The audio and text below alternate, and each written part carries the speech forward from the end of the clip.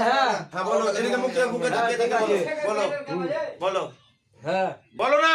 বুঝছি তো যে লিবো লিবো লয় বল হ্যাঁ বল সাতটা গরু বলো। লিবো বলেছি বলছে আমি উকিল, হ্যাঁ। এভাবে বলো হ্যাঁ যে আমি বাড়ি গিয়ে এবার সাতটা সাতখানা গরু কিনবো, হ্যাঁ। আবে যদি তোকে কিনতে দেখে দেবো আর কিছু বলার আছে আবে দেখাই যাবে না, 7টা গরুর দাম কয় টাকা ভাই?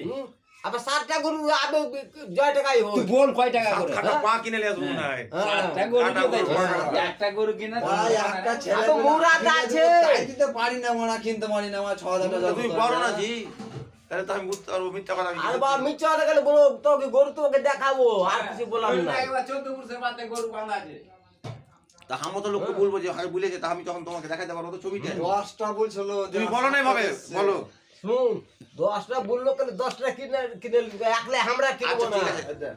যাও সুদা থাকবে কইছে কি যে 10টা গরু কিনতে পারবো কিন্তু কিনে রাখো কোটে, আর 7টা গরু কিনে যায় আর তোমার জামাই সমেত তুমি সাতটা গরু কিনে দেখাবে, তাই করবে যাও। হ্যাঁ ঠিক আছে তোমাকে দেখে দেবো আর কিছু বলতে হবে না না তুমি বলো আতি, ও বলো। মোবাইলে কি বলবো রে বাবা তোমাকে জ্ঞান দিয়ে দিলে তো হলো। তো রেকর্ডিং হয়েছে এখানে, হ্যাঁ রেকর্ডিং হয়েছে। হ্যাঁ তো বলো না যে তোমরা আমার আমি বাড়ি বলছি যে রেকর্ডিংটা আমি সাতটা রোজার গরু নামাজে কিনবো। বাড়ি যাই আমি হ্যাঁ। দুদিন পর 7টা গরু কিনে নিয়ে আসবো হ্যাঁ বলো হ্যাঁ, যে গরু তো বর্ষমূলের কিনবই।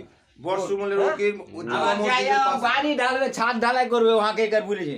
কে তুই ছাদ ঢাল নিবে দেখলে আবে ছাদও ঢালবে আর গরু কিনেও ছাদ ঢালবে, তারপরে